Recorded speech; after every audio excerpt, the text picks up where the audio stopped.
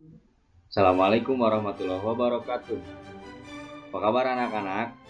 Semoga kalian diberikan perlindungan oleh Tuhan Yang Maha Esa. Baik, perkenalkan, nama Bapak Sarusidik Permana, NIM 210102029, Prodi Pendidikan Guru Sekolah Dasar, Universitas Perjuangan Tasikmalaya. Nah, di sini Bapak akan menjelaskan tentang peristiwa dalam kehidupan. Apa kalian pernah mengalami peristiwa yang spesial gitu, yang kalian ingat dalam kehidupan kalian? Pasti ya, yang namanya manusia pasti mengalami yang namanya peristiwa yang spesial. Nah, selanjutnya Bapak akan menjelaskan sejarah bangsa Indonesia pada dahulunya gitu. Sejarah bangsa-bangsa yang menjajah ke bangsa kita Indonesia. Baik, apa kalian tahu bangsa-bangsa asing yang datang ke Indonesia itu mana saja? Ada yang tahu? Nah, sini Bapak akan menjelaskan ya bangsa-bangsa asing yang datang ke Indonesia itu dari mana saja. Yang pertama ada bangsa Portugis. Nah, di tujuan Portugis untuk menjajah Indonesia itu adalah untuk mencari rempah-rempah yang saat itu memang sangat dibutuhkan di pasar Eropa. Dan kemudian Portugis datang ke Indonesia dengan membawa misi 3G, 3G ya, yaitu Gold, Glory, dan Gospel. Nah, yang kedua ada Spanyol. Nah, Spanyol juga dahulunya menjajah bangsa kita ya. Yang kedua, tujuan Spanyol datang ke Indonesia untuk mencari rempah-rempah melalui Samudra Atlantik. Nah, Spanyol itu datang ke Indonesia mencari rempah-rempah untuk apa yang namanya perdagangan gitu kan, melalui Samudra Atlantik. Tahu kan kalian Samudra Atlantik? Nah, bisa kalian lihat itu bahwasannya ada itu apa ini nih ada gambar-gambar ya orang Spanyol ini bangsa kita yang saling bertemu gitu kan. Selanjutnya ada bangsa Belanda.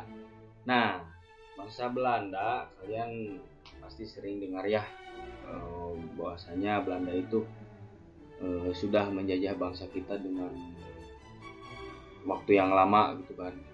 Nah, tujuan Belanda datang ke Indonesia itu adalah untuk berdagang dan mencari rempah-rempah, sama seperti tujuan Portugis dan Spanyol sebelumnya. Nah, Belanda mulai penjajahannya di Indonesia dengan mendirikan perusahaan dagang di Batavia. Kalau sekarang mah yang namanya itu Jakarta.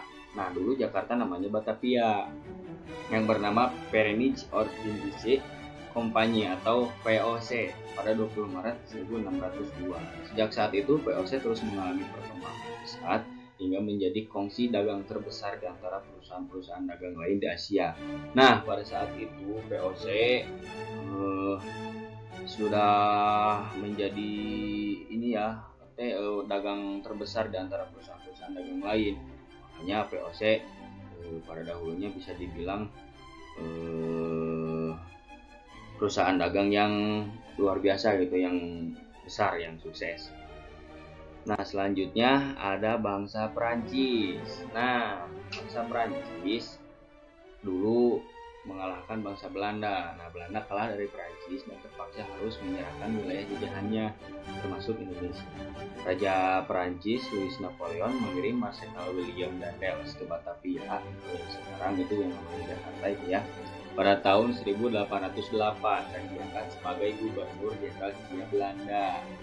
Di bawah komandonya, Prancis berhasil mengibarkan benderanya di atas kapal dagang VOC. Nah, berarti VOC itu dikalahkan ya, atau diambil alih oleh Prancis. Berkibarnya bendera tersebut menandakan penjajahan Prancis atas Indonesia telah dimulai. Nah, selanjutnya ada bangsa Inggris. Tujuan kedatangan bangsa Inggris di Indonesia pada awal abad ke-16 yaitu untuk melakukan perdagangan rempah-rempah dengan orang Indonesia. Nah, bisa kita ingat ya bahwa bangsa-bangsa yang lainnya juga sama tujuannya datang ke Indonesia itu untuk mencari rempah-rempah atau melakukan perdagangan rempah-rempah dengan orang Indonesia. Dampak negatifnya Yang ke-1, monopoli oleh penjajah menyebabkan terjadinya situasi yang tidak sehat dalam perdagangan. Yang kedua, timbul persaingan tidak sehat karena pengusaha pribumi dengan modal kecil kalah bersaing dengan pedagang besar. Yang ketiga, beban pajak sistem sewa tanah sangat memberatkan dan membuat rakyat semakin miskin. Nah, begitu ya anak-anak. Dampak negatif dari penjajahan Inggris itu dalam segi monopoli menyebabkan terjadinya situasi yang tidak sehat, atau ada yang namanya licik ya kalau bahasa kita mah kan. Kemudian ada timbul persaingan tidak sehat. Timbul persaingan tidak sehat itu jadi kalau pedagang kecil sama pedagang besar itu kan akan kalah pedagang kecilnya ya, otomatis pedagang besar akan menang. Nah, yang ketiga ada beban pajak sistem sewa tanah sangat memberatkan dan membuat rakyat semakin miskin. Nah, pada zaman dulu untuk pajak sistem sewa tanah di sana itu memberatkan dan membuat rakyat semakin miskin. Makanya bangsa kita yang mau dagang gitu kan di tanah kita itu harus bayar pajak dengan sewa tanah yang tinggi, yang mahal gitu kan anak-anak. Jadi masyarakat kita itu tidak bisa berdagang di negara kita, makanya rakyat kita itu semakin miskin. Kemudian selanjutnya ada bangsa Jepang. Nah, kalian tahu kan Jepang bidangnya anime ya anak-anak. Nah, untuk menguasai sumber daya alam terutama minyak bumi guna mendukung industri dan kampanye perang Jepang dirancang sebagai pusat seluruh operasi militer di Asia Tenggara dan Sumatera sebagai sumber minyak utama. Nah, di sini Jepang menjajah Indonesia itu untuk menguasai sumber daya alam terutama dalam minyak bumi, karena dulu zaman penjajahan itu dunia sedang mengalami perang dengan negara-negara lain. Nah, Jepang itu membutuhkan minyak bumi sebagai sumber daya untuk membantu perang tersebut. Nah, setelah Bapak menjelaskan ya yang mana sajakah gitu kan bangsa-bangsa Indonesia, bangsa-bangsa asing yang datang ke Indonesia itu.